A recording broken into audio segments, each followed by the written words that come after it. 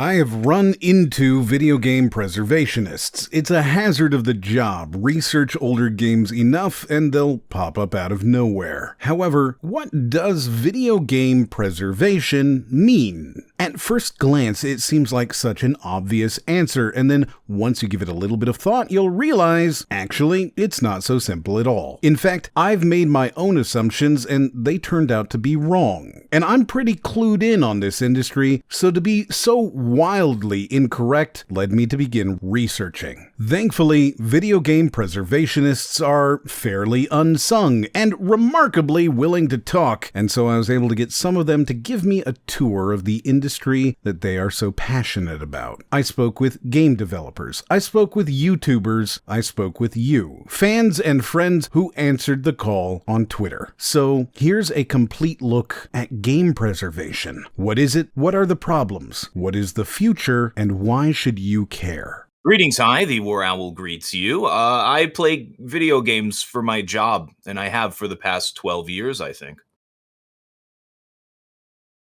I think that humans, for as long as we've been around, we've told stories to each other, and we've played games. It's just a part of humanity.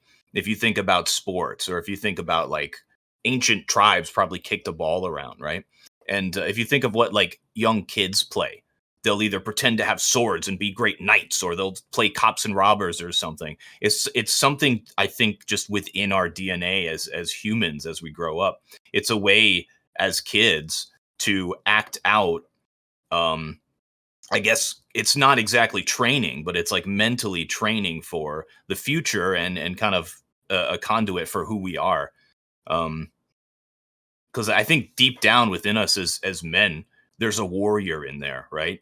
And a lot of times with games, it brings that warrior out. And we kind of live in a world now where there's not much left to explore. If we want to explore something, you explore it through the advancement of technology. You don't go climb into a cave and see what's down there. I feel like a lot of stuff is kind of figured out. There's no like new lands to discover or anything like that. And gaming, it provides a way for us to make those adventures and to make those stories and to provide an arena for us to test ourselves against each other. It's a way to, I guess it's like a hyper stimulus for our humanity there. If you wanted something deeper, that's the best I could come up with. This is the first step.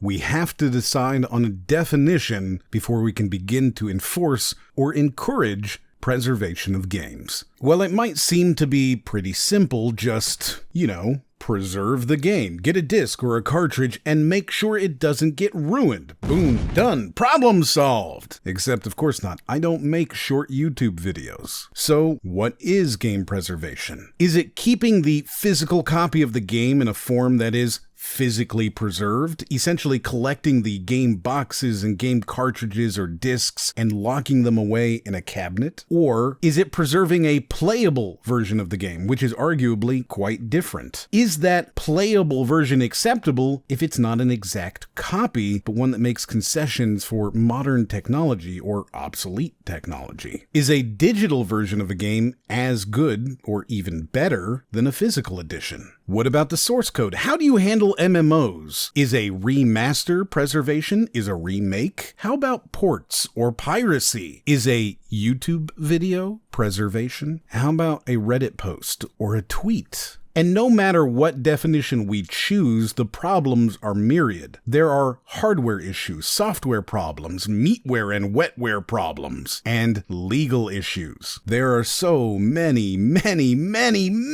legal issues. So it doesn't really matter what definition we start with, because frankly, every definition is an answer to a different kind of problem. My name is He Who Is Steve. I am a YouTuber and podcaster, and I've been playing games for 33 years. I was 15. It was summer after my freshman year of high school.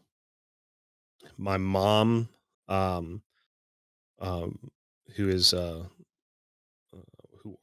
until she retired, was a police officer. Didn't make a lot of money. Very proud woman, and did not want to take a lot of money from my father. So she lived in a really modest apartment and didn't have a lot there. For a 15-year-old kid with ADHD, it certainly, I can see why she would seem to think I didn't want to be around. I bought Majora's Mask because I remembered seeing the commercials for it, and I'd never really voiced my feelings about the divorce. I was experiencing, as you do with the loss of a family relationship, right? Whether or not anybody died, I was experiencing a lot of grief. And that's what that game's all about. That game is about loss and grief and change and learning to move forward in the face of all that tremendous change and loss. And it really helped me process those feelings in a way I didn't really appreciate until I was a lot older.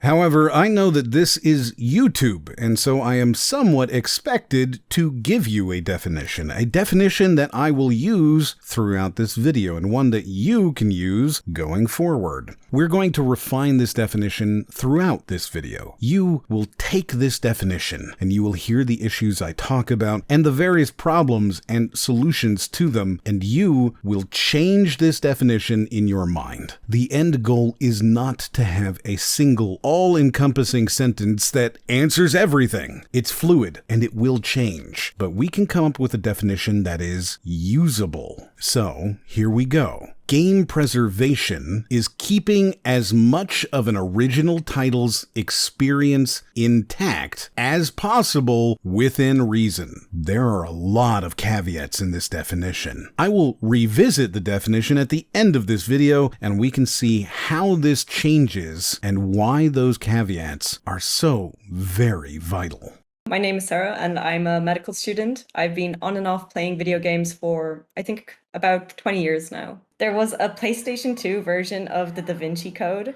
And I only played that game once, but I have some of the best memories of my life with that game, just because I was in my friend's house and I think we were 10 or something at the time.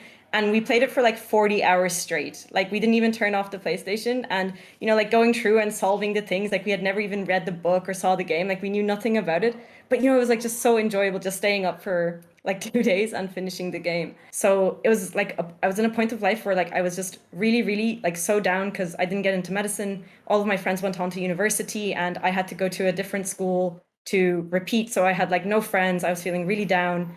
And I had I didn't have very good social skills. I had no idea how to make friends. And I remember in the first few days of school, these group of kids, well, I say kids, we were late adult, early adults then, were talking about League of Legends. And I had just vaguely remembered from years ago seeing my friends play it. So I was just oh, that's the game with this character and this character. And they're yeah, do you play? And I was oh, I played years ago.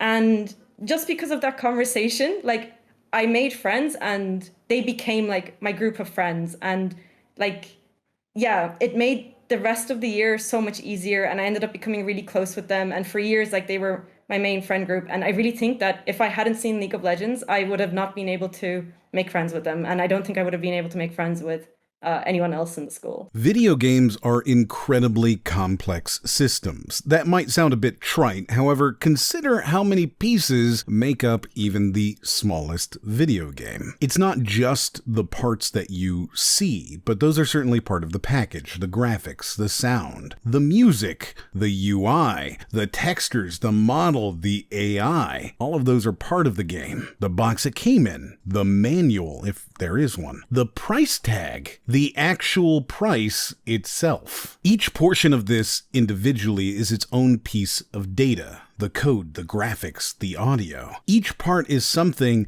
that has to be individually preserved. And while we have solutions for preserving most of these things on their own, video games are complex. We know how to preserve a book. You simply note down the words that are in it and the order those words are presented, and that book is preserved for as long as that list of words and their order is preserved. The physical book is irrelevant, though it may also be valuable in its own ways. Anyone can read the book, because all we need to do is share the words and their configuration. Music can be preserved. We simply need to save the arrangement or a recording of it. How else is it that we can know what Beethoven's music sounds like, being that he died over 60 years before the first recording of his music? Modern music can be stored and disseminated to the point that it's possible to find even previously assumed to be destroyed copies of songs. Movies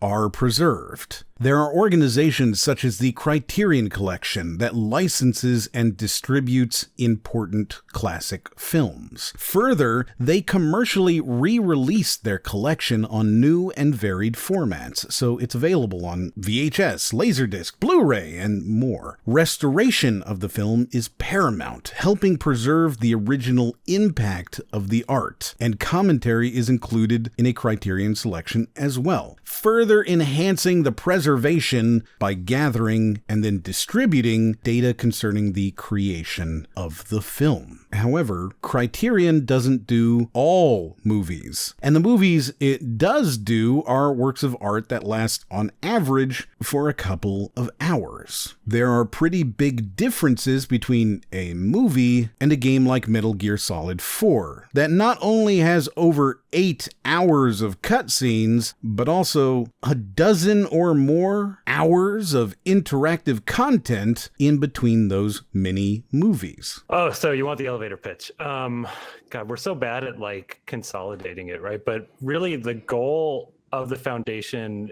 is that Kelsey and I are both, I think, what you call frustrated historians, in that we think it's really difficult to access the kinds of things that are needed to actually tell the story of video games. For example, I mean, I'm in our library right now of video game magazines. Like, there's maybe a quarter of the relevant magazines are, you know, either scanned online or in a library right now, and that's such a dense form of information that is crucial to historians. Another example would be development material. There's not a lot of behind the scenes material available in video games because it's such a secretive injury. It's such a secretive industry that it's really hard to peek behind the curtains. I guess at our core, it's two things. It's kind of collecting and gathering that material that would be of use to people to tell stories of video game history in ways that we can't currently. And then to, you know, we publish content once in a while to, we kind of use the term like stoke the market around here. It's like we kind of want to like poke everyone and be like, hey, look at what we can do if we all kind of work together toward this future where, you know, we sort of lift the veil on this secrecy in this industry and actually like be able to look at our past critically to tell better stories. We are an archive that occasionally publishes content related to our archive. We're not a publishing company. Most of the content that materializes in the world that utilizes our archive is not from us. It's from other people. I mean, like we give material to the Gaming Historian YouTube channel. We give material to Kate Willert, who recently published a really great video on the first playable female characters in games, for example. We were able to dig up people some writing books and articles and that sort of thing. It's been working with the preservation communities on like methodologies for how do we digitize games safely, things like that. It's been getting those files and getting them to the people who can actually like do the research and publish them online. So that'd be like Hidden Palace, the website, and Gaming Alexandria and stuff like that. And I don't know, it's like what we need more people who have the brain bandwidth to actually like work on this stuff, because traditionally in the sort of game archival online world, it tends to just be like we we grab the crumbs that we can of game history and go like, what a big victory, we've got these crumbs. There just hasn't been a lot of bandwidth for like actually networking with people and building an institution that has a nice name that people relate to, and working in the industry like I did for 15 years to build up a lot of connections and things like that. That tends to be our day to day, and yeah.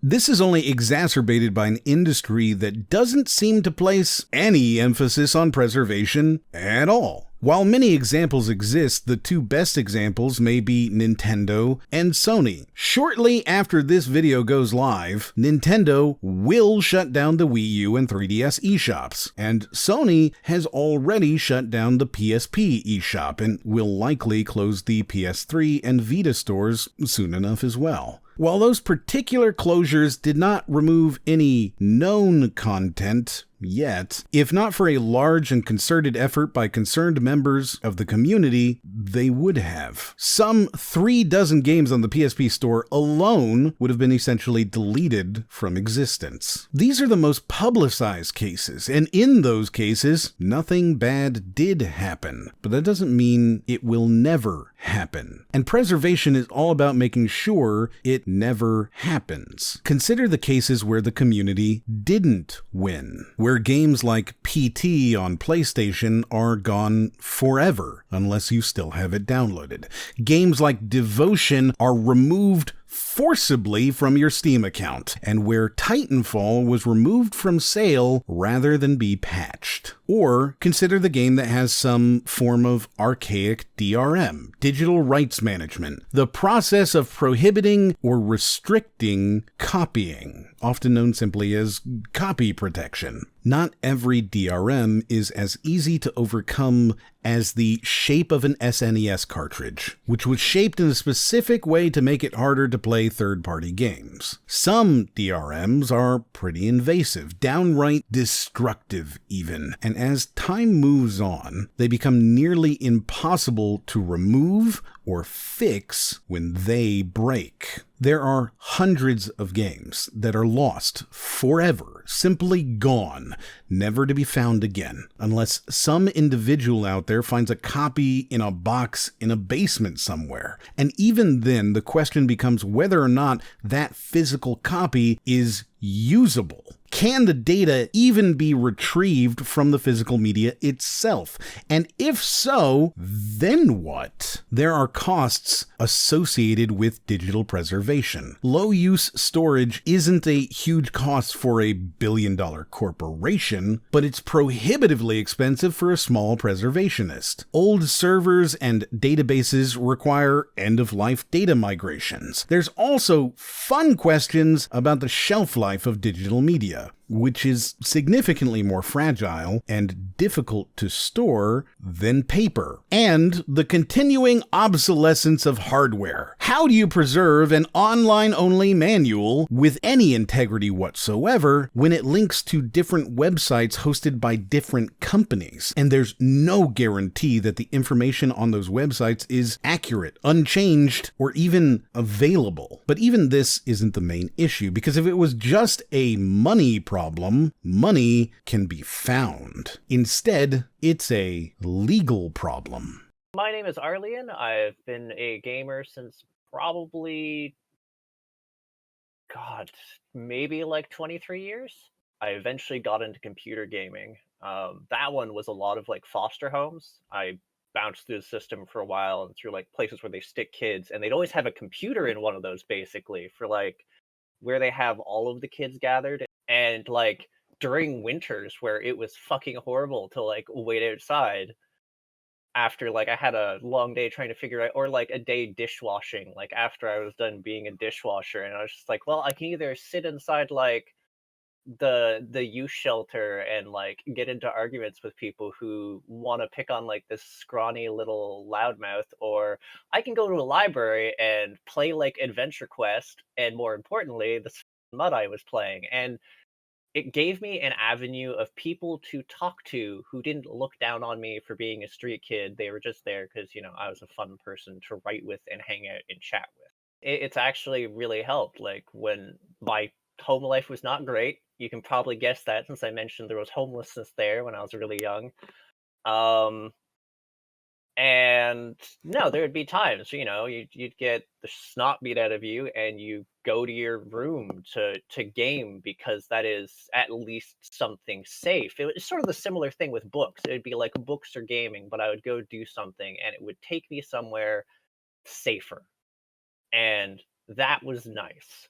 I want to preface this with, it's going to get a little bit complicated here, and if you want to skip this section, I understand. By far, the biggest issue with preserving any game is bound to be legal issues, and if you think they start and stop with who owns the game, we're gonna have to expand that definition. First, what is the difference between preservation and piracy? If you have an answer, that answer is wrong, depending on who you want to ask. Preservationists would argue that the entire process of preservation definitionally demands access to the game, that research into history of games, or even a specific game itself, demands access to the game as well, and therefore clearly saving and then allowing for perusal through a library of titles is absolutely necessary. Game companies would say that they own the rights to that game, and what you're asking for is essentially a free virtual arcade, destroying all the value of those games and their properties. These are mutually exclusive positions. You can't have one without the other, and in those cases, it ends up in court. This usually comes down to a question that we, here on YouTube, are reasonably familiar with. The question of fair use. With regards to preservation, the fair use doctrine in question is whether preservation has an effect upon the work's value. That's a fairly complicated set of 9 words because there's a confluence of issues regarding incentives to innovate, future monetization, and technological protection. Consider a tractor. Tractors run on computers. Tractor manufacturers feel that they deserve protection of their technology in those tractors because that technology allows for capitalization on their work, aka they can make money from selling you an update to the computer in the tractor. This, in turn, encourages innovation by incentivizing people to make new products with the understanding that they, too, can make money from their work. In this same line of reasoning, because an older game can be remastered, remade, or re-released, the argument has been made repeatedly that these games do still hold value, and so preservation is economically harmful. I would say our main function, which is just not super sexy, I'm sorry, but our main function is solving the problems that we've identified that prevent this world that we want to see. Where researchers can go online and access really amazing material. There's some stuff that's going to be fine from a legal perspective. Pretty much anything that was sent to a publishing company, PR, sales, that kind of stuff tends to be fair game.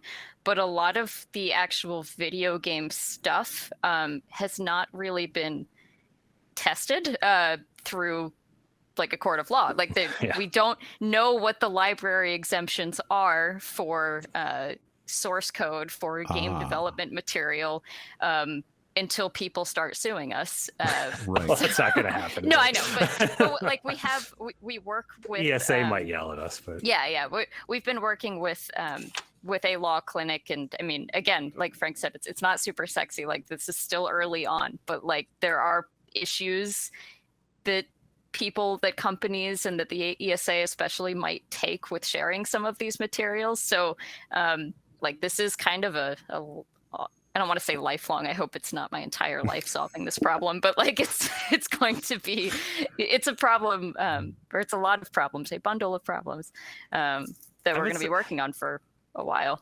Henry Lowood, curator for film and media collections, as well as science and technology collections in the Stanford University libraries, speaking to the Washington Post, says it's a medium you can put alongside film and literature. It has that kind of impact. Companies arguing for restrictions don't see the cultural valuations of games. It's a knee-jerk reaction to copying and protecting rights. We're interested to support the research and to teach courses on games. In U.S. copyright law, exemptions exist for specific use cases, such as academic research, that would otherwise violate the technical protections of copyrighted works. In 2018, preservationists were granted an exemption to preserve games that are no longer commercially available. However, in 2021, a push for remote access to preserved games failed. It is still an unanswered question. Putting further stress on the equation is emulation, which we will talk about in detail very shortly.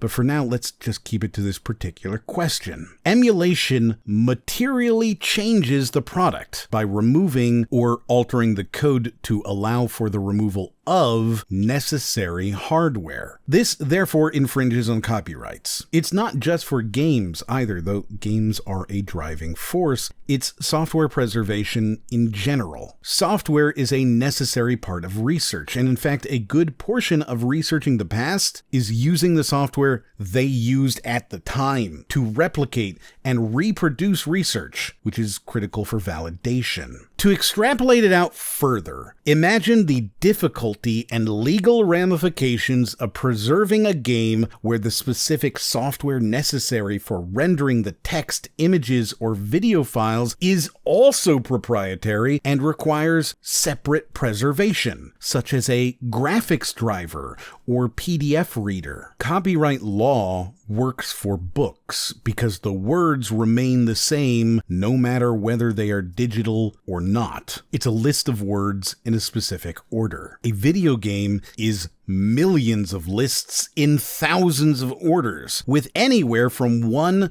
to dozens of different rights holders, each with different, sometimes competing interests. And this isn't even touching licensing issues, where a game might only hold a license for a character or setting for a certain period of time. This is why when DuckTales, or Scott Pilgrim, or a James Bond game, or the Deadpool game, or Dirt, or any game that includes a famous character or licensed music or anything like that, that game's lifespan is probably limited. And then the only way to play it is emulation. My name's Velvet, and I've been playing games, honestly, they're some of the earliest memories I have.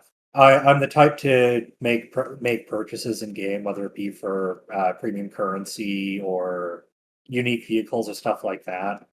And I've made some really regrettable purchases. Not even in the sense of like just I bought it and I'm like, oh God, why did I buy that?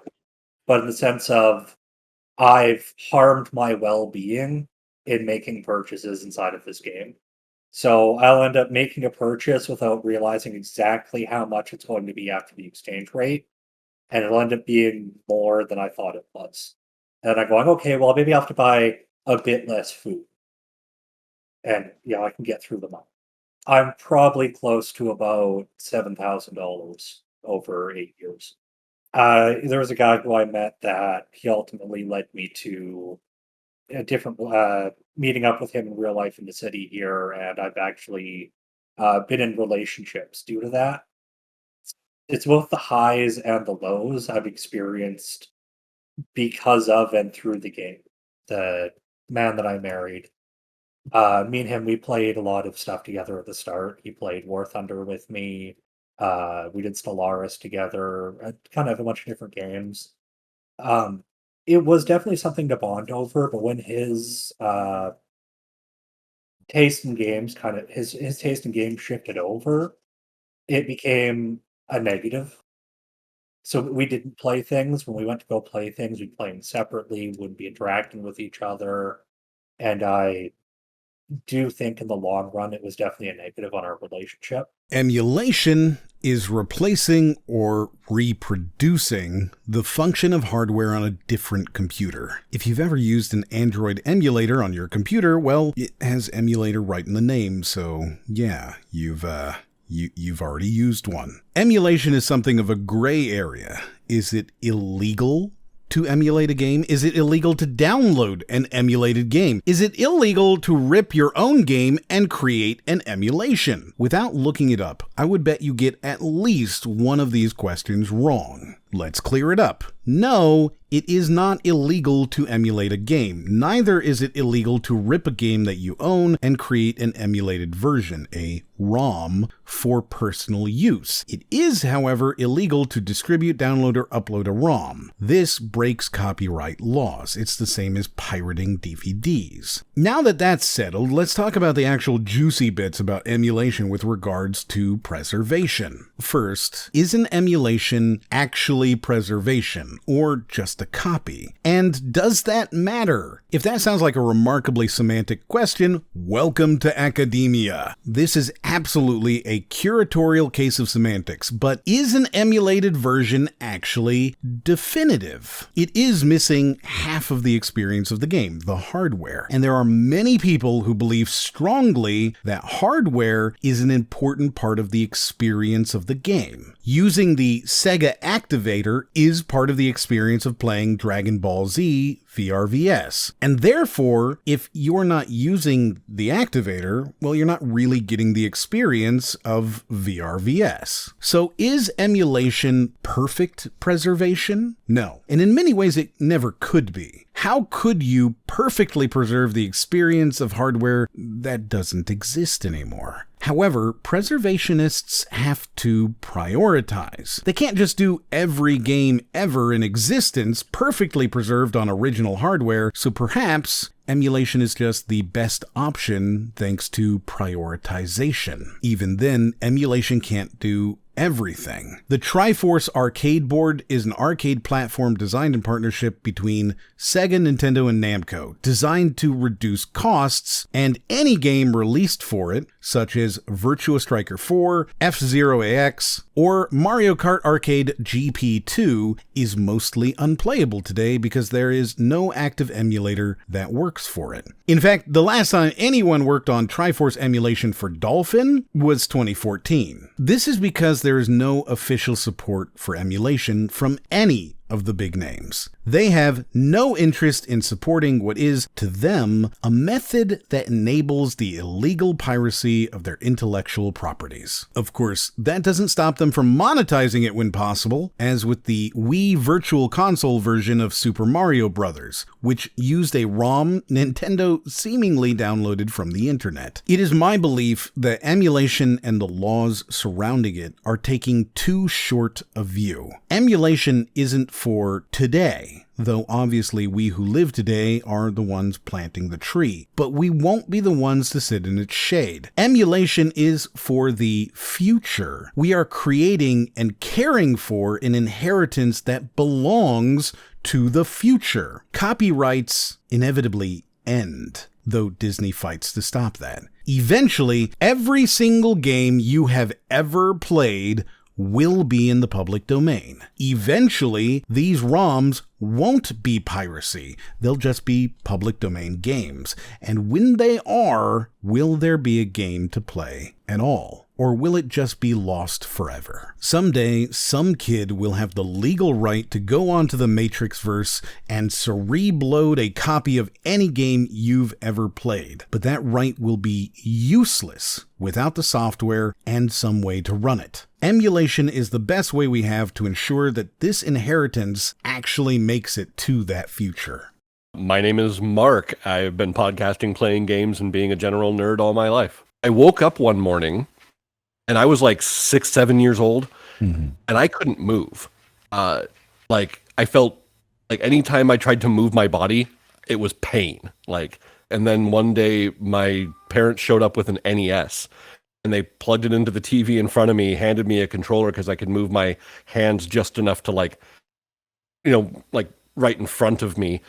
And I started playing Dragon Warrior, and I basically forgot that I was, effectively paralyzed due to pain. And I just played Dragon Warrior a lot. So I played World of Warcraft in alpha, then beta, then release, and I played it a lot.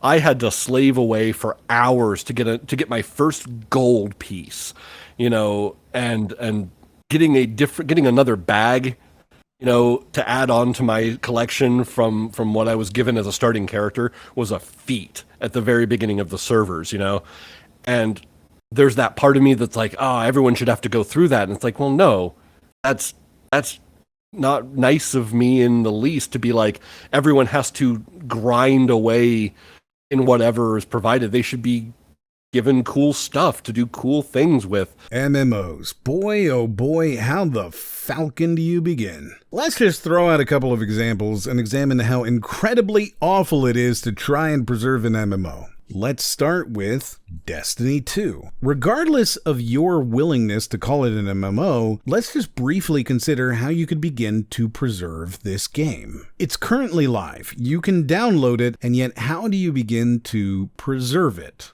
Perhaps you might argue that we should just get a full download of the game, and that's it. The game is preserved, right? Except if you go online and download Destiny 2 today, well, you're not really getting much of Destiny 2. Since the game has been launched, here's a list of all the content that has been removed from Destiny 2. Now, if you're not a Destiny 2 player, and I understand why you wouldn't be, well, maybe that doesn't look like a lot, but it's anywhere from half to 3/4 of the entire game just gone. If you go online and pick up the completely free-to-play version of Destiny 2 and start playing, good luck on figuring anything out, because the entire vanilla version of the game is just gone. It's gone entirely. And your new character is going to start somewhere in one of the new expansion packs with no backstory, no history, no understanding at all. In fact, I started playing before it transferred from Battle.net to Steam, and I recently logged in again to find out that I'm on a quest line that I can't complete because it literally doesn't exist anymore. So the plot just kind of is done for me. How do you preserve the experience of a game that has already self-deleted more than 2/3 of itself? What about Final Fantasy XIV? Did you know that A Realm Reborn is not the original version of Final Fantasy XIV? Yes, when 14 released, it was pretty widely criticized. It was considered to be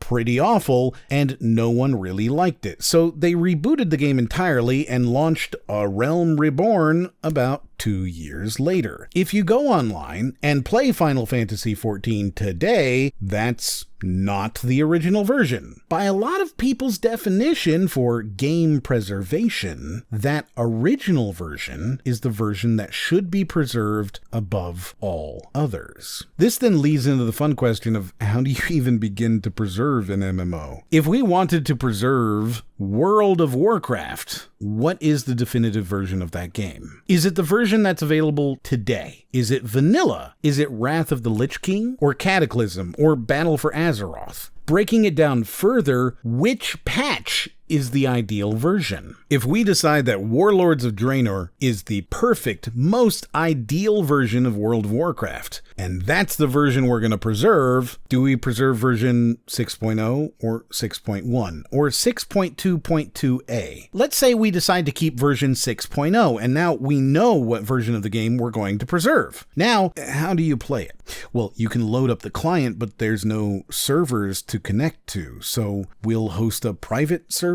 as well? Well, unless we get the official Warlords of Draenor 6.0 server version as well, otherwise we're just screwed. But let's say we do get that version. Let's say that Activision Blizzard decides to do something good for other people without monetizing it to death. In that scenario, we would have 1 or 5 servers running one version of one expansion of World of Warcraft with nobody on it. Just an empty playground with content that is unbeatable alone. it doesn't sound like it's really preserving the experience of the game at all, regardless of the accuracy of the code. It seems that maybe it's not about the actual patch number or the expansion pack itself, but rather about something more. The Museum of Modern Art agrees with this take, and that's why when they decided that they would make an effort to preserve EVE Online, they would do things a bit differently. They recorded a 4-hour segment of the entire game. Then they made a movie of that period of time and play that movie in MoMA as the record of the game. It's not really a preservation of the game itself. You can't play it. You can't even look at the actual record. Instead, you're only given artist's representation of a slice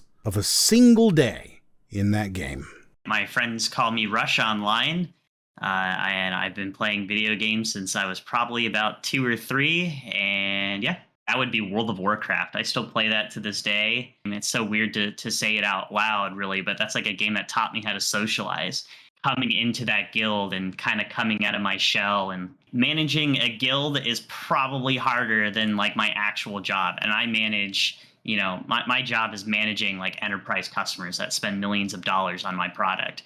And it's like going into a guild, it's like trying to figure out how to talk to these people and get that, get them to come to raid or come to like PvP Unite. But it's like, I can't talk to them. It's like, you have to be here. Like, you have a responsibility. You have a commitment. It's like, I'm not paying them. I would say like that's such like a big culture. I mean, that caused such a huge shift in the world, like having that level of connectivity with people, but also playing a game that, it's like predecessors like EverQuest and I think Shattered Galaxies and City of Heroes didn't quite get to grasp like the sheer volume that World of Warcraft was able to push through. How do you preserve a game that is dependent entirely on its community for any gameplay at all? Competitive games like CSGO, Valorant, or Fortnite are titles where the in-game assets, the maps, the skins, the sound effects, aren't really a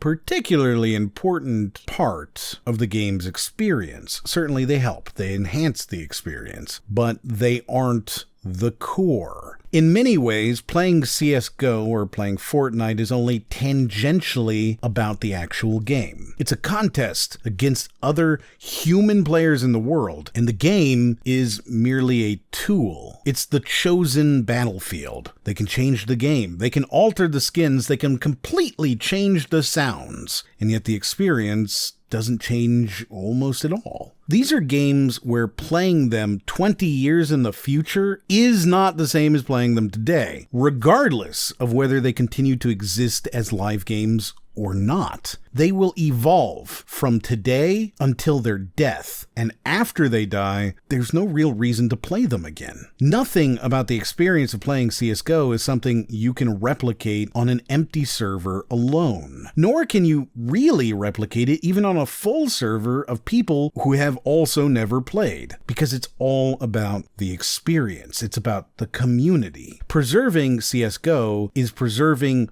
what it's like to play CSGO. And unfortunately, the software simply doesn't answer that question. We're going to come back to this idea in a bit, but for now, just spend some of your thought power considering how we could ever preserve a slice of time. My name is Philip D. Keating, and I'm a podcaster and streamer. It was quite funny because his game of choice was Dr. Mario. And he would always just beat me day after day at Dr. Mario. So if you remember a couple years back, they had the NES Classic come out, right? And so I picked it up right away. And, he probably hasn't played a video game since the early 90s. And I throw it down. I said, all right, the time has come, old man. It's time to, keep your crown. And he's like, oh, that's hilarious. Oh, I remember this. And I was like, no, seriously, grab your paddles. This is 30 years in the building.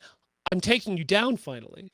And I was in Baltimore at a farmer's market once, and I had an Animal Crossing shirt on. And this girl came up to me. She's like, you like Animal Crossing? You're a grown man. I said, yeah, it's a fun game.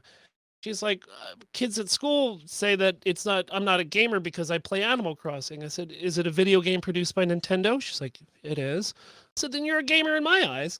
As long as you're having fun playing it, what difference does it make? You're 100% a gamer in my eyes. And that's why ROMs were important, because it allowed these games to stick around even when, they're on, some people can't, get carts anymore. So like, it really upset me that they went and they shut down all these ROM sites, because at some instances, like, you can't get some of these games anymore. And if you can, they're a couple $100 worth of games. Like, I know there's a couple NES games that go for not only a couple hundred, but Stadium Events goes for a couple thousand. Nobody should be like, if you can afford it, you shouldn't. Like, there's so much better things that you can spend your money on. But if these games just disappear, then it kind of diminishes all the hard work that the people that worked on these games had to go through. I don't know what crunch was like in 91, but I still know that a lot of work and time and heart and everything of somebody has gone into those games. So to just have them disappear off the internet, it's kind of, it just doesn't sit right with me. What is the definitive version? We touched on this a bit during the MMO segment. Is it the fully patched final build, the original vanilla, or is it the one with the most cultural impact? Any answer here is the wrong one to someone, but Kate Carmody from the Architecture and Design Department of the Museum of Modern Art says we would ask for the original hardware if it still existed, the original software if it still existed, the code, which we didn't always get, commentary or notes on that code, an interview with the designer or programmer, and then we asked for what would be displayed. So with each game, we had to consider what hardware still existed if we could get it, and what software existed and if it was stable and worth preserving. If it wasn't, we considered working with the designers to create a sort of display or emulation to actually show in the museum to go along with what we kept in the collection. This seems like a pretty well thought out response, but it still doesn't really answer the question of which version is the definitive version, and I don't know that there is an answer. Over the next couple of segments of this video, we're going to explore why each version, format, port, or remaster might or might not be a very good definitive version of the game. Hi, my name is Kaylee, and I'm the creator behind the YouTube channel of History with Kaylee. I just remember going to their house, and then we started up at school was done, so I arrived, we just started playing, and then by the time we knew it, it was already bedtime. And we had eaten dinner because her mom just brought dinner to the room so we could keep playing, because her mom just didn't care much about the fact that we didn't sit at the table. And yeah, before we knew it, it was bedtime, and I just had to stay the night. Even though my dad's house was like a street and a half away. It was like a 3-minute walk. But my aunt was always like, no, you're just gonna stay the night now. We'll bring you to school the next morning. I used to be like the quiet kid when I was young. I was really shy. And these gaming sessions, especially at my friend's house and with my cousin, they were all quite loud mouths, especially when gaming, and they would get upset or just scream at themselves or whatever. And I think I learned through that it's okay to have emotions and talk, be loud, be yourself. I learned a lot through that, I think. Also just to have fun and forget about worries and stuff. Sometimes when I get stressed, I just start up a game and just play for a few hours to de-stress. Physical media tends to be the first thing people think of with regards to preservation. It's a tangible thing you can hold, and with proper care it can last for days or even years. It already includes a presumably playable version of the game, meaning all you need to do is just keep the cartridge or disc forever, and hey, problem solved. Unless it's a magnetic disc or a hard disc or even magnetic tape, which all have lifespans that vary between 1 and 20 years. That's not very long term, it's just kicking the ball a bit further down the road. Certainly, there are types of media that have a longer lifespan, including optical and solid-state discs that can last for hundreds of years. But the ultimate point is that physical media degrades. In fact, there's a better than good likelihood that some copies of games like The Manhole or Myst are already beginning to degrade to unusable states. If you're an older gamer, your library is rotting away behind you. If you're a younger gamer, don't worry, you have entirely different problems, namely the prevalence of the Day 1 patch and the expectation of internet-ready devices for patching. Look at a game like Tony Hawk Pro Skater 5, a game that is essentially unplayable without the patches released after the disc was already printed. If you put Pro Skater 5 in your console, turn it on, and try to play it, well, there's nothing there. All the content is locked up in the patches. All of these issues are still prevalent with pre-owned games as well, so it's not even about keeping the game well maintained. It's just a simple fact that the physical media doesn't actually preserve anything anymore. If a game on a disc actually requires a patch to play, is it physical media or is it a physical Steam key? This gets expanded into an entirely different category of unplayable when you consider the need for hardware to play the physical media. You need a console to play your physical console game, and these consoles are getting older. At this point, it's already nearly impossible to find a Sega Saturn or PS1 that has a working disk drive. Sony isn't going to provide tech support for your PSP, and getting parts for your Dreamcast is going to be either prohibitively expensive or nearly impossible simply due to scarcity. Speaking of scarcity, if you want to play those games without owning them already, good luck, because they're going to cost you a mint. Retro titles can be thousands of dollars just because they are physical, and overpriced, hard to get, scarce access is basically antithetical to game preservation. I've talked in depth about limited run games, but it's important to highlight how practices like theirs actively contribute to the scarcity of the product, and therefore are also antithetical to the very concept of game preservation. There is nothing about printing a limited version of a limited print copy and refusing to ever make reprints that contributes positively to the discussion about serious game preservation. And worse, it muddies the water as people mistakenly assume their process is helping rather than directly harming. The problems with physical goods go beyond just the game itself, however, as imagine the difficulty of preserving a game on Nintendo that uses an amiibo. How do you preserve the use of the amiibo? How do you preserve the in-game benefits it confers, or the very idea of placing a rare and expensive toy on your expensive game console to play with a character in the game? Unfortunately, all of these issues converge to mean that almost all console exclusives are nearly guaranteed to be lost eventually. My name is Osmium, real name John. I am, I guess, a graduate student slash scientist, and I like games.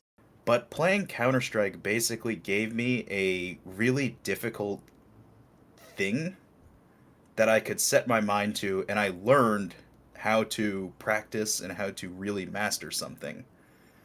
And it also taught me valuable lessons in terms of I'm just not good enough. And no matter how much I want something, it's sometimes, like, I sometimes just can't have it. You know what I mean? I think that was a very important experience for me to learn how to personally enrich myself as a person trying to get better at this really difficult thing.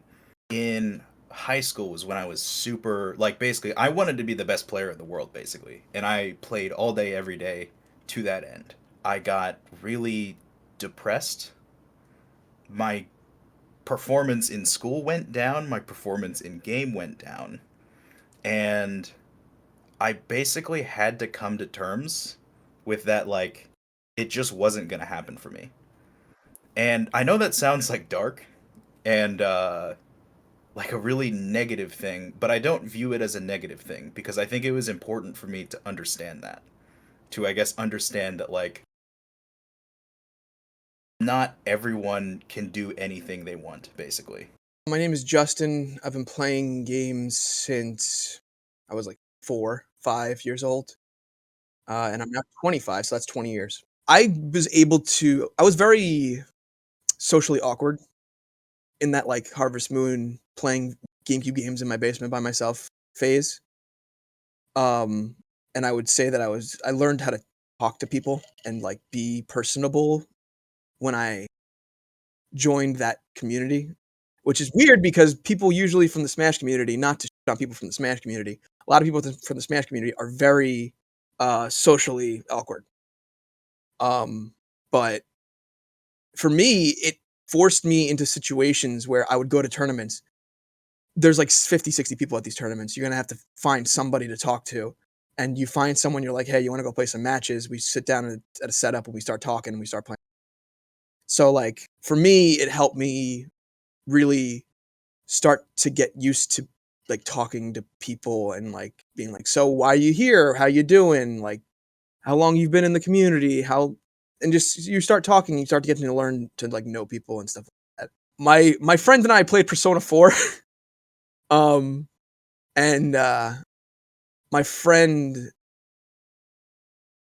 just called me out one day when we were just playing the game, and I was like, yo, what's going on? And he just sat me down and he was like, hey, I just want to tell you that you're a really good friend to me. I want you to know that, and not just for it to be, like, understood. Like, I want to say to you, like, hey, you're a really good friend of mine. I really appreciate everything you do, being around and being friends with me and all that jazz. And then I was like, yeah, I mean, I appreciate you too, but is that it? That's all you wanted to say to me? And he was like, yeah. And then he got up and left. And that was like the first time I ever thought about a game outside of it just being like something enjoyable, like something to do as, like, pastime.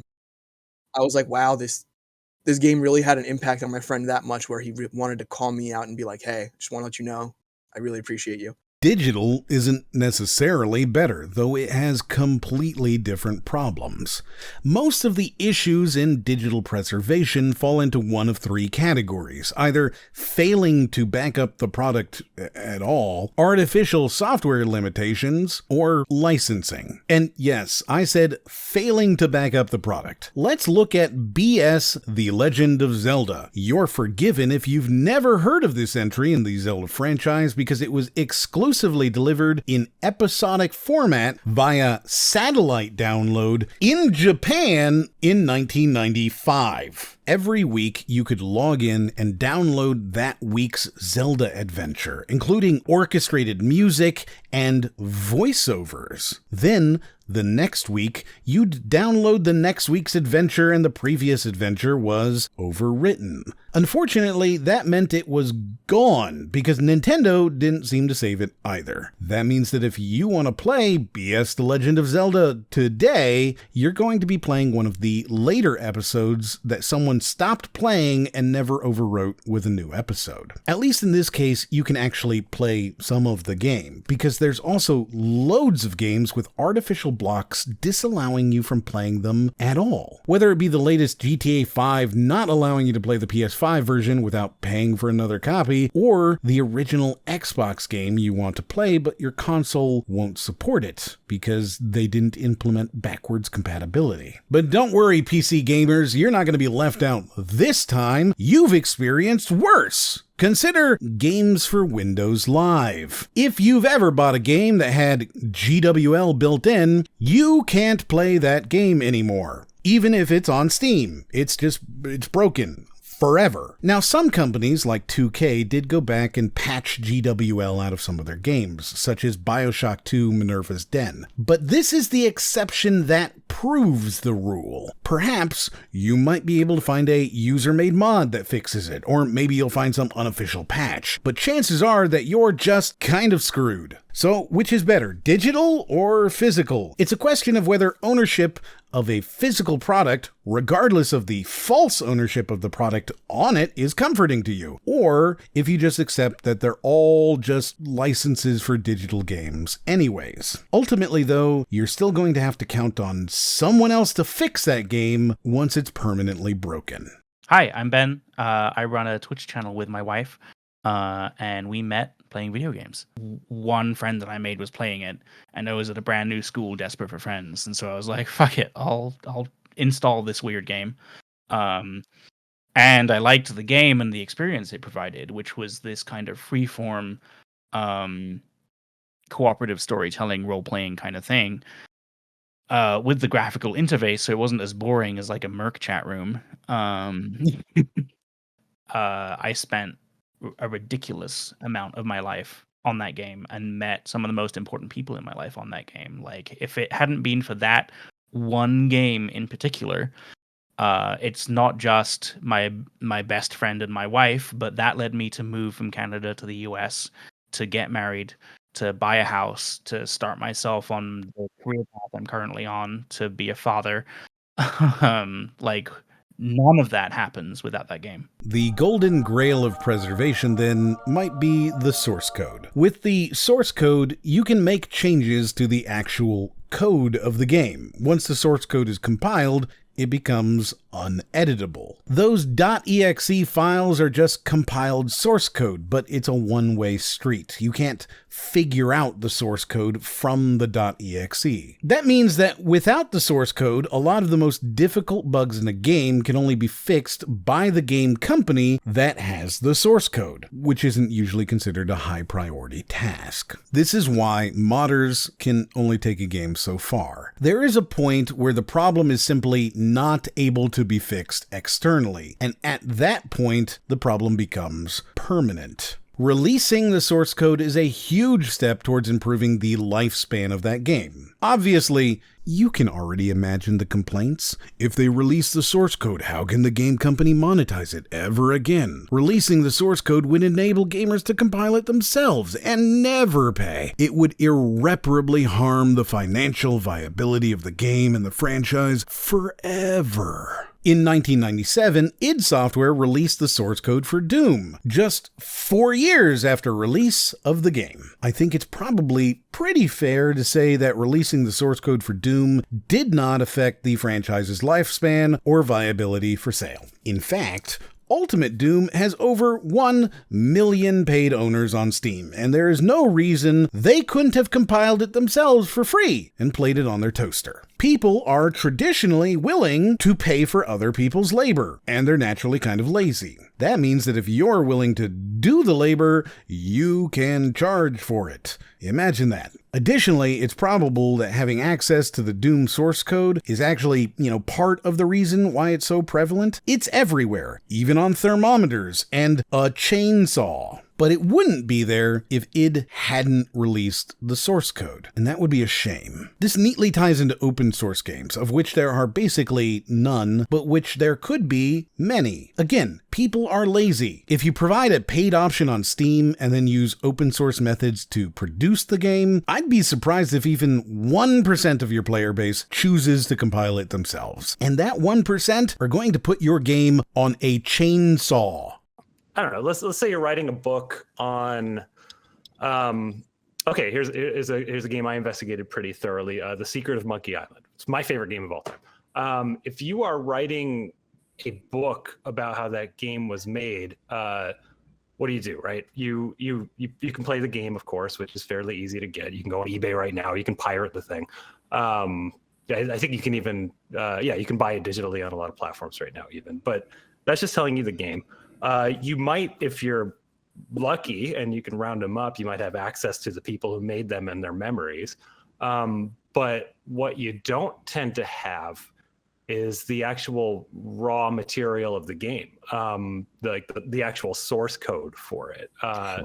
And so for that game, I was lucky enough to be granted, access to look at that code, and as an historian looking at the raw material behind my favorite game, it was like, oh, I now understand the secret of Monkey Island in a new way. And we published an article to sort of demonstrate in this bright, beautiful tomorrow where the source material is actually available to researchers. Look at the cool stuff we can do with it. Beyond the development material, beyond the access to the people in the game as well, something we really value is sort of the context around it and the marketing. So like how was Monkey Island intended to be sold and received? We collect a lot of like PR documents, press releases, advertisements, and then of course you'll get like review coverage in magazines and that sort of thing. And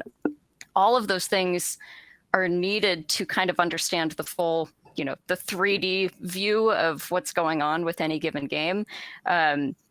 If it was meant to be marketed in a specific way, meant to be received by a certain audience, and was received by a completely different audience, I mean, that's part of the story too. Or the example that we like to use, or a lot of people like to talk about is, why did Earthbound fail? It's such a cult classic now.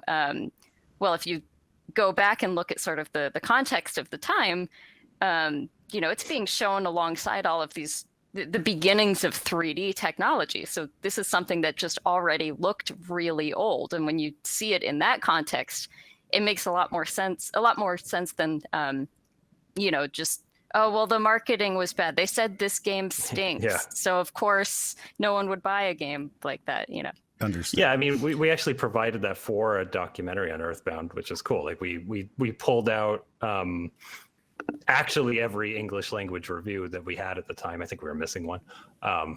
We've since filled in that Game Informer gap. Those 90s issues are kind of tough to find. But we pulled out every review of Earthbound. We literally put them on a table and like read them all in this documentary. And it's like, yeah, no one liked this game. We now revere this game as a classic, but if you actually read the reviews, everyone's like, oh, these graphics are childish. They're 8-bit. They're old looking. And it's like, when you have that context in front of you, you can sort of toss aside the traditional like Wikipedia fan reasons of why the game failed and be like, no, look at the context. Like flip the page. Like, flip 2 pages later and they're talking about the PlayStation, right? It's 1995. PlayStation's about to come out. So it's like, with all that context in front of you, which a lot of historians are missing, you actually get the full picture.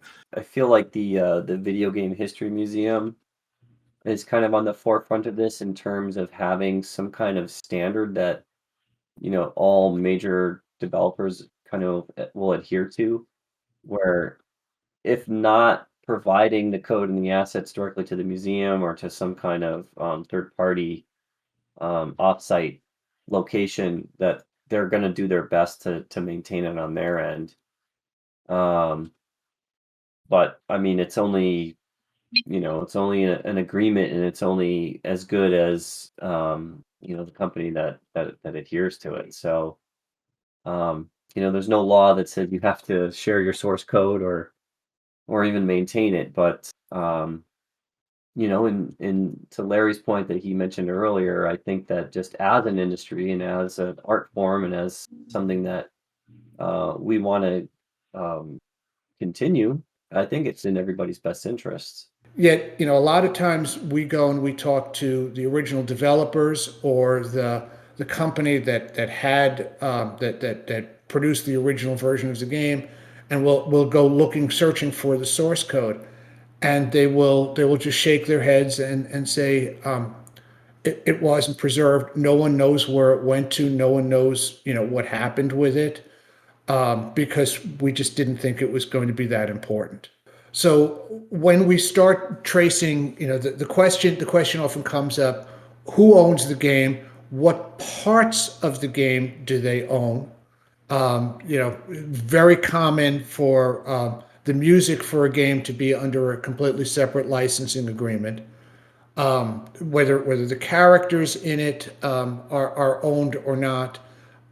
So, the case of No One Lives Forever, a lot of the work that we've done, and we have not given up on that title. Let me be really clear about that. But a lot of the work that we have done is untangling who owned what portion of it. So you had a publisher, you had a developer, you had a distributor. I mean, all were involved in it, and to really make it happen, we need to get all of those parties to coordinate and to agree on what happened with it, and to give us the go ahead. Do I think it would be a good business practice? I think most of the time it would be a good business practice.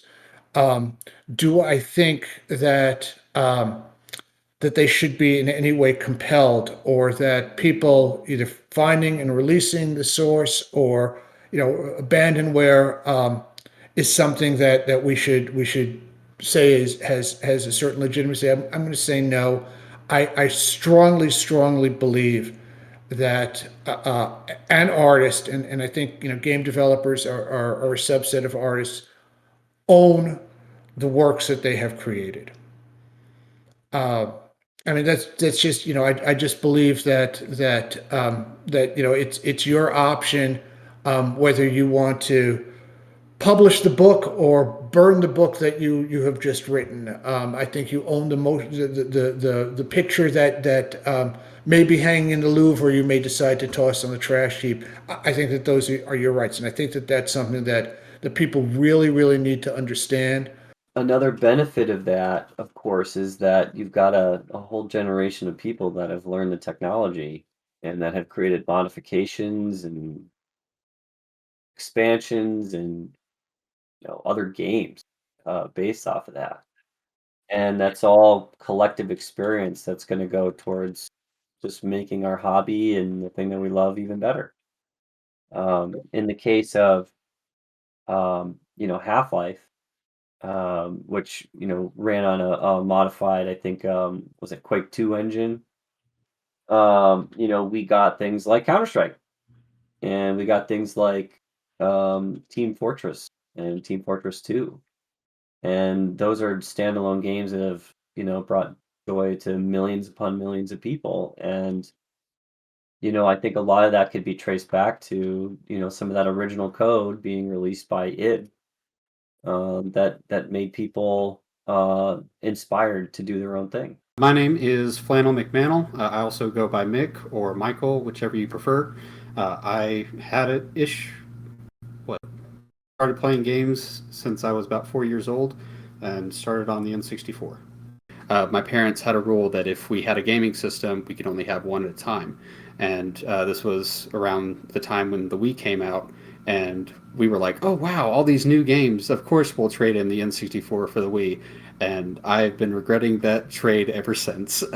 So probably just going back to Battlefront 2, that was a real shift for me, because before we started playing that game, I thought I was really good at the video games, and me and my friend, we would start playing that, and I just realized how much I sucked. I sucked at aiming, I sucked at dodging, I sucked at getting the command points, and it kind of helped me realize how much I had to learn. And just because I'm good at one specific type of game doesn't mean that I'm that'll translate to other types. We would act out, me and my friend, Battlefront 2 battles in elementary school during recess, and when people would ask us what we're doing, we just kind of had to sheepishly go like, nothing, don't worry about it, it's from a video game. So but definitely, like, later on, it felt like it was more acceptable to be quote out as a gamer.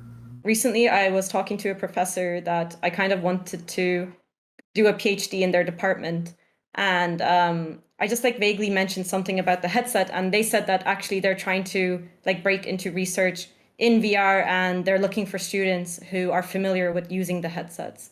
So I didn't really think that me getting this because I wanted to play Beat Saber would perhaps actually help me land a PhD and help my career. Is a remaster preserving the original game? Are they the same game or the same experience? These are difficult questions, and I'm not going to pretend that I have a single answer, but let's explore it a bit. There are varying levels of remaster, and the slider scale that takes them from 100% original to 100% new is difficult to see clearly.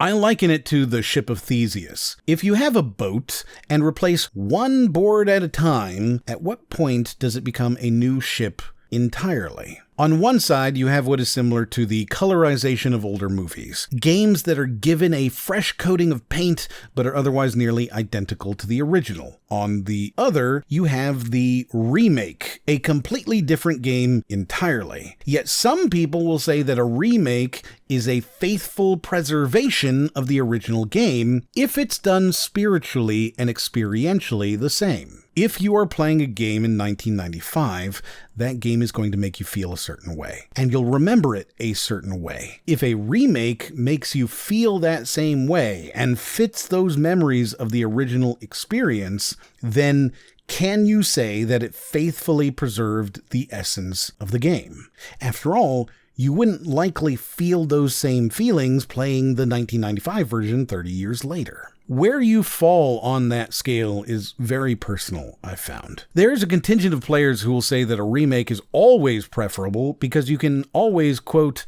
just play the original. And so they are seeking a completely new and fresh experience. Something like Final Fantasy VII Remake, which has managed to serve its purpose as a spiritual retelling of the story by changing enough that you think it's possible that the story might be different this time. Compare that to the GTA Definitive Edition, a remaster that attempted to be as faithful to the original as possible and yet failed so very, very badly. There are so many individual examples that can push you along the scale here. Crash Bandicoot's remasters changed the feel of the controls minorly, but to the point that players of the original games can't play it successfully. Resident Evil 2 is considered a masterpiece that fixed the flaws of the original game. Sonic Colors Ultimate was, and still is, such a broken and inferior product to the original that playing it might actively ruin your memory of the game.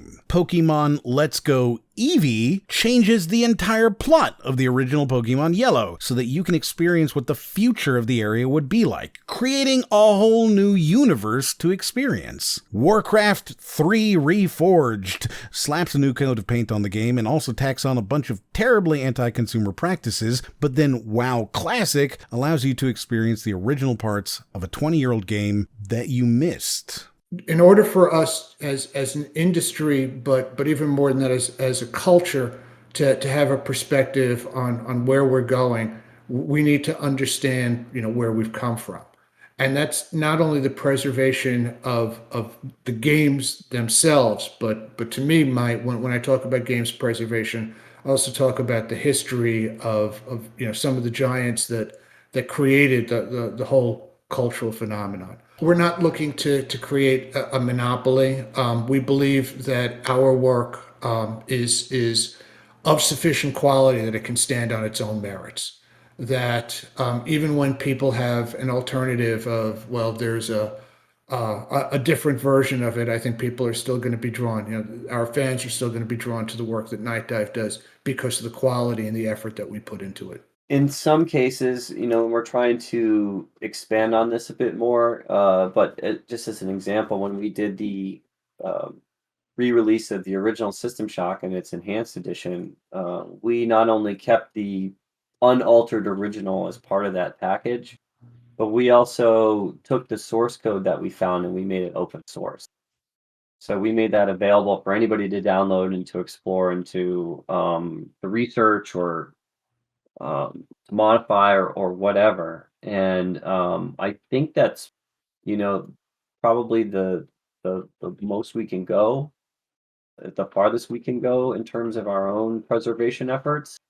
And I want to, ideally I would want to do that with all the titles we work on, but unfortunately we don't own the IP for everything that we do, so it's not our decision. there's really no making everyone happy. I think Star Wars has shown that very clearly. There's really no way to make everyone happy. However, there's one thing I think we can all agree on. Words matter. Using remaster versus remake is not just a marketing choice. It's a piece of language that helps us understand where on the scale your new game lies. Because at this point, is Skyrim really a remake every single time?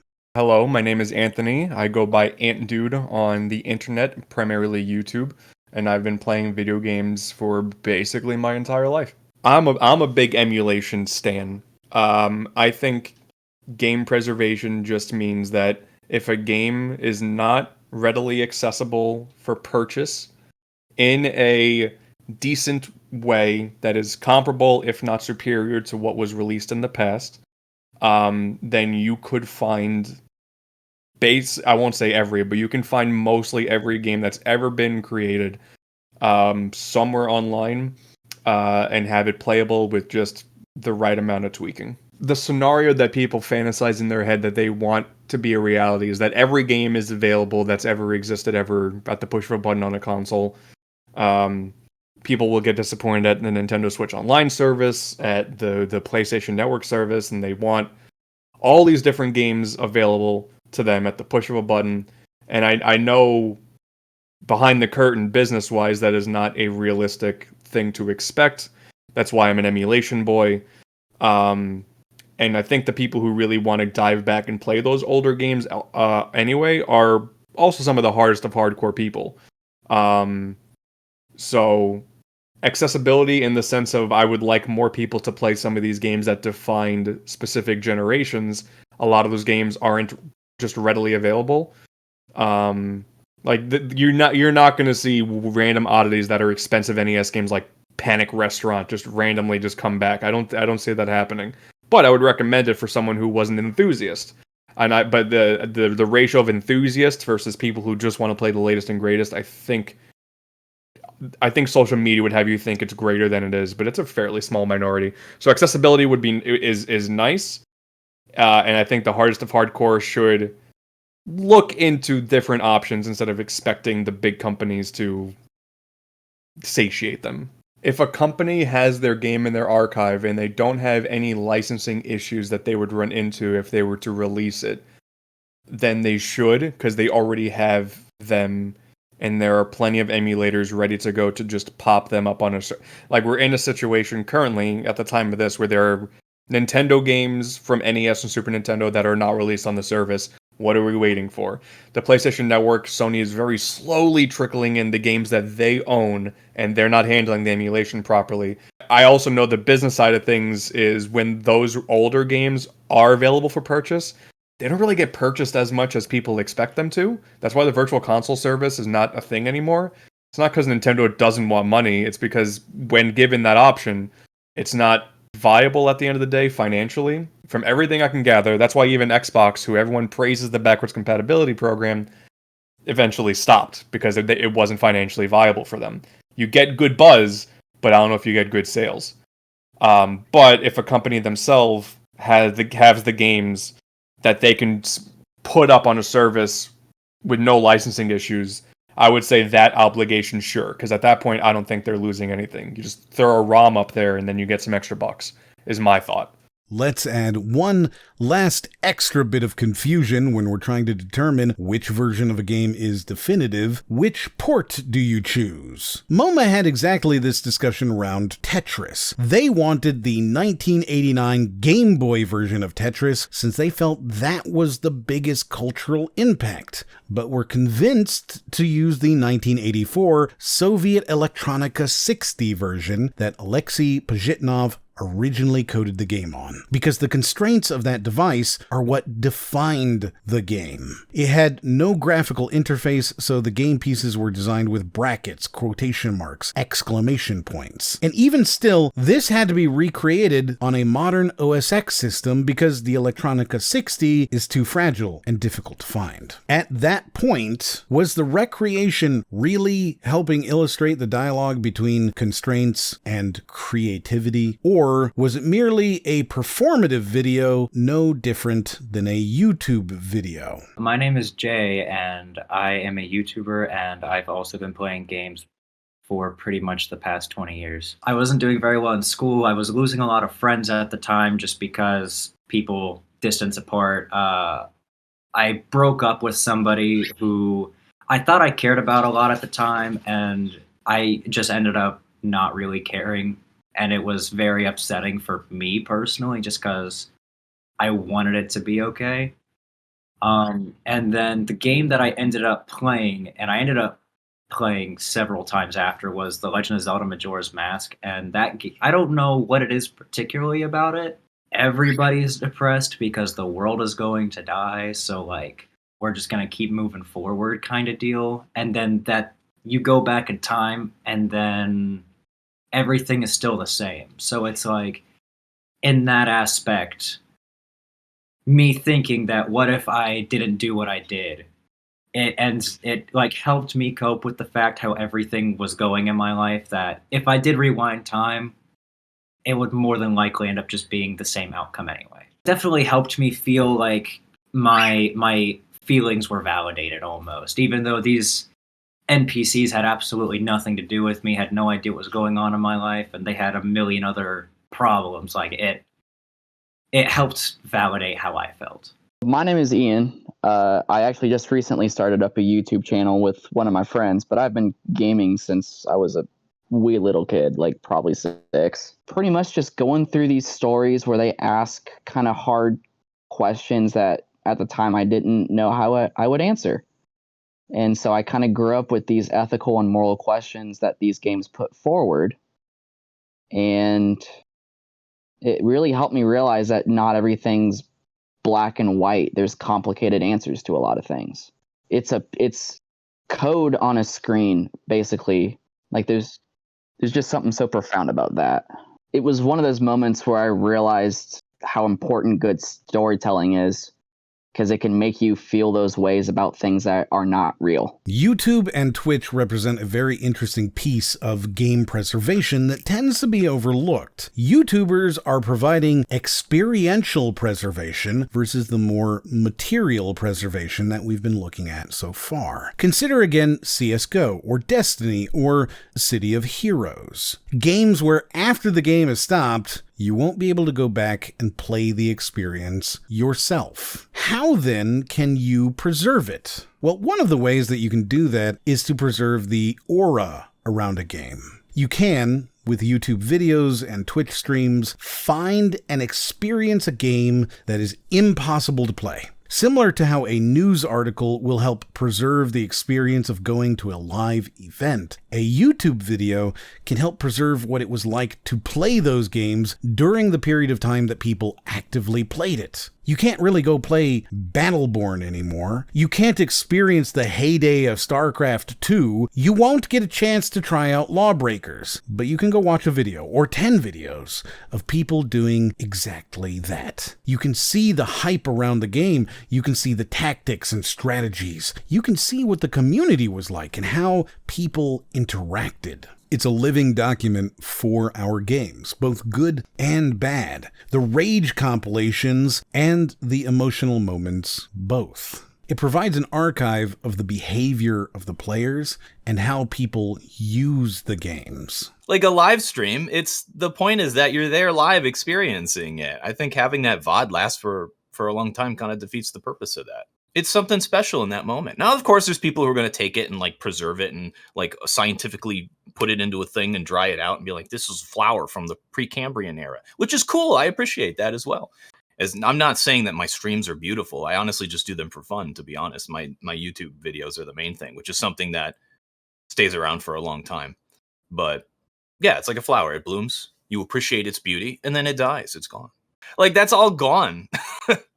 That's fine. That's just how it is. That's life. My name's Killer Space. I'm an environmental scientist, and I've been gaming for probably not as many years as I should have been, and I haven't been gaming as much as I also should have been. That's the way life seems to work sometimes. Whenever the winter snow melt starts to happen, so like January and then like February again, that snow melt always reminds me every single time, and the smell of all that just reminds me of playing Halo 1 with my dad in our basement, same house I'm at right now, in the basement, just playing Halo on the old TV.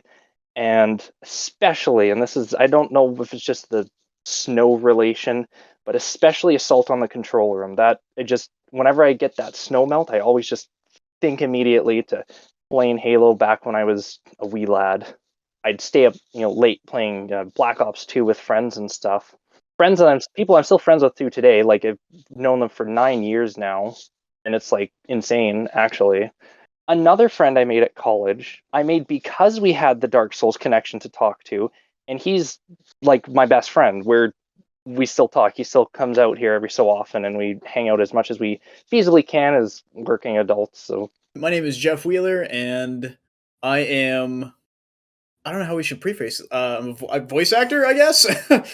I reconnected with old family members, a cousin, no, not really a cousin, someone I would consider a cousin, that I forgot about in my childhood, met my sister's fiance in an online lobby of Halo Reach, I believe, and we reconnected. Turns out he lived nearby. We met up.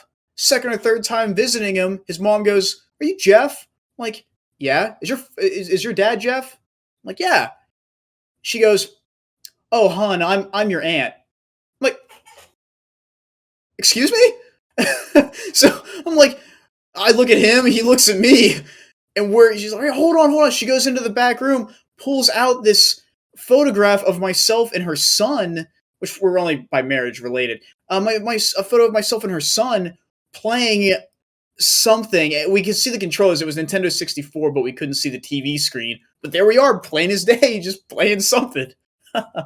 And so we inevitably come to the discussion around piracy. To clarify my stance up front, piracy is of course a crime, and I do not condone that under any circumstances. We're just talking academically here. And with that, piracy is perhaps the single best form of game preservation because it eliminates a lot of the issues surrounding game preservation. Most of the legal issues disappear. Most of the issues with digital degradation disappear. It removes the impetus to rely on the rights holder to act in a way that is pro-consumer rather than profit first. Piracy is also inevitable. You can certainly attempt to forestall it, but it will win in the end. The line has to be drawn at anti-piracy measures that affect paying customers, because at that point, the pirate is actually getting a better experience overall than your actual customers, and that's not a good outcome.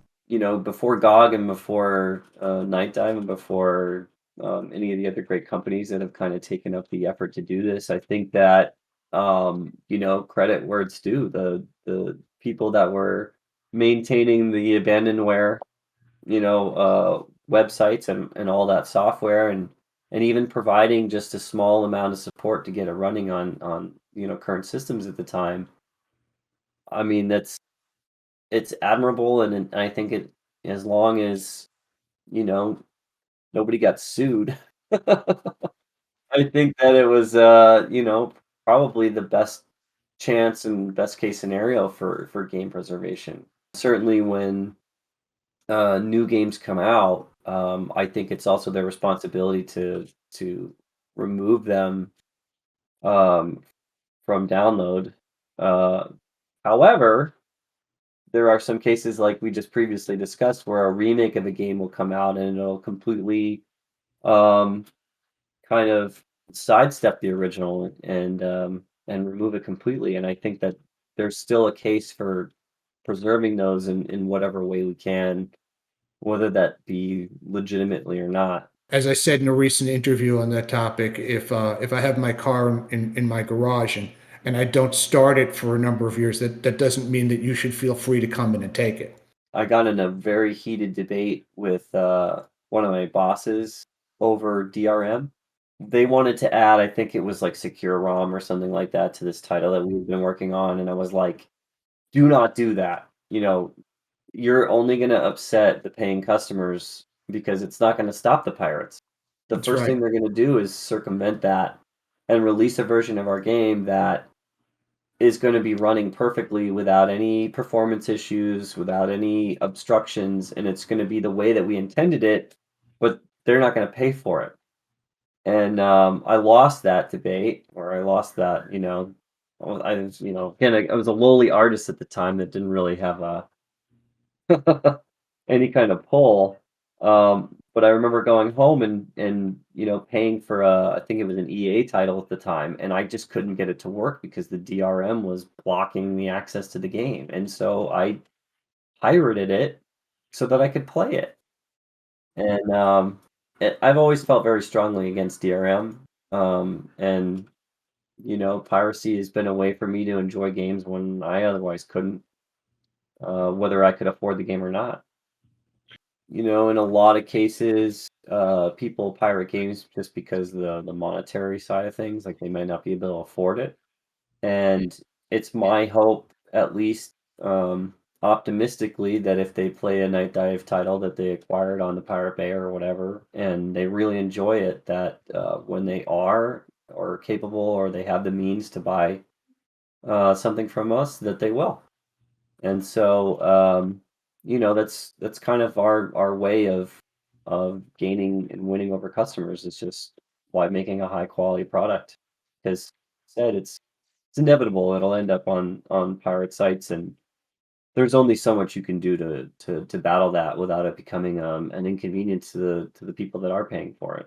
Piracy is also the only way to experience some of these games I've mentioned. City of Heroes, for example, is a game that was shut down in 2012. And it's also a game that is currently being played by dozens of people on Twitch, some of whom are currently in a raid. It's a game that's been hosted by pirates on private servers for almost 10 years, and is at this point working for legitimacy by petitioning and working with NCSoft to get an official license. That would mean these pirates would be the legitimate way to play the game. If that's not successful preservation, I don't know what could be. My name is Dallin, and I've been playing games since I was born. Overwatch was really my first introduction to first-person shooters and online.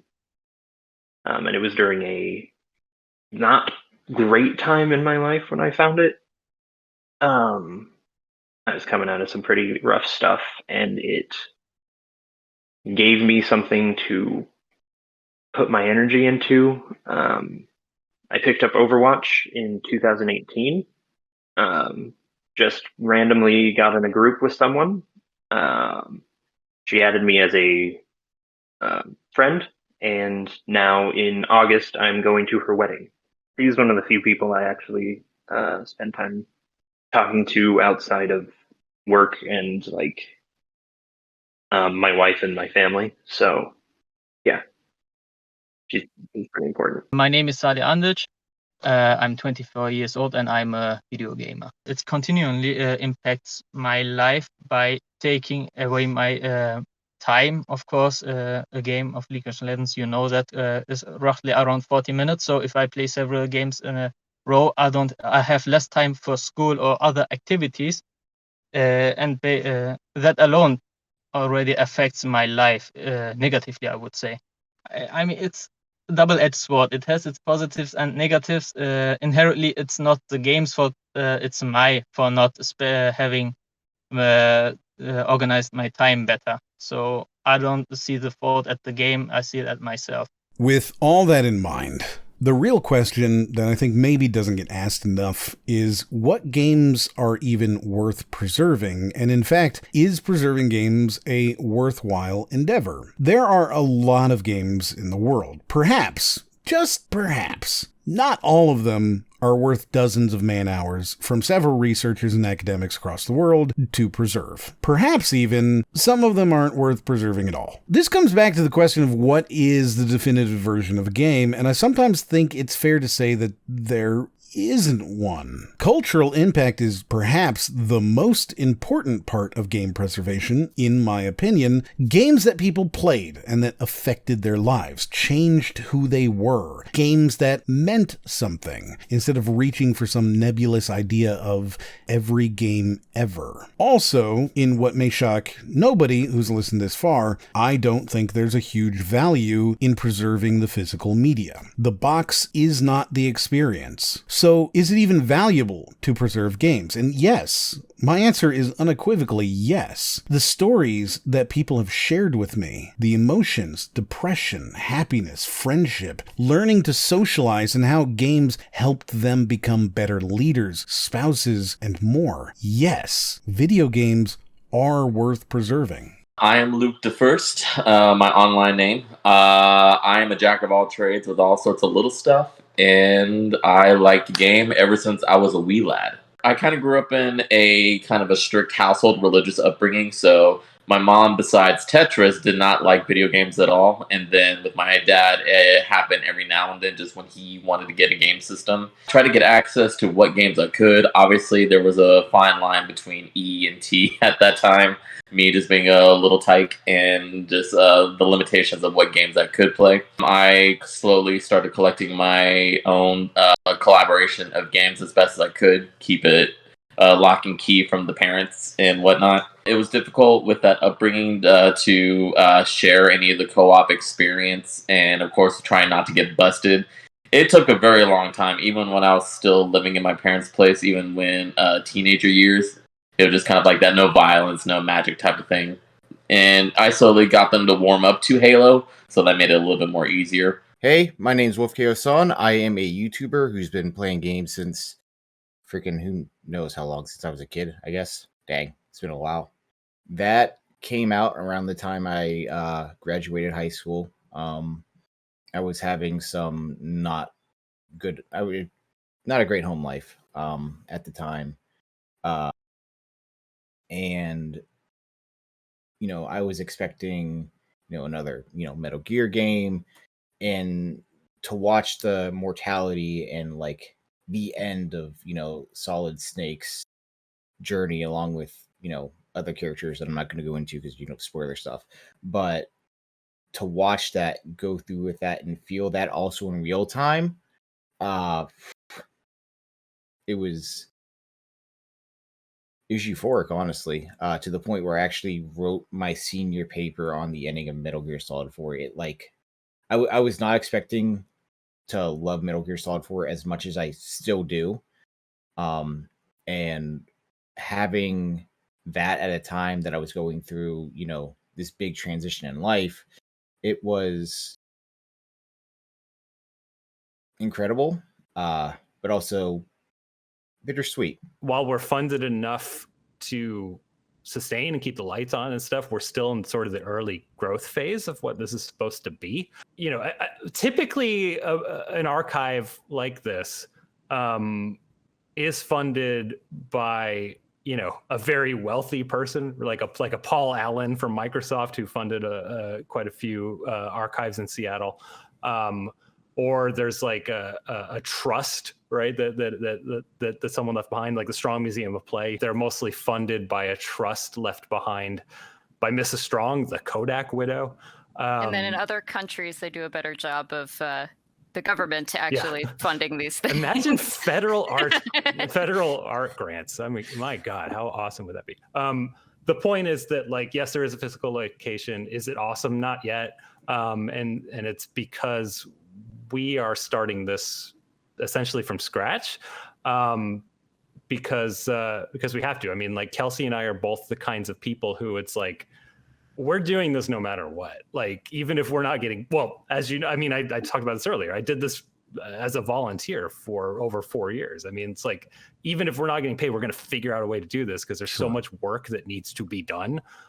So, we're sort of starting from a friend of ours recently described us as a library startup, which I think is like, it's not a term that like, it's not a term that like exists, but I think it's a really good way of describing what we are. It's just like, look, this needs to happen. No one's really doing this to our satisfaction, so we're just going to roll up our sleeves and do it. I pulled the trigger and decided this is just what I'm doing.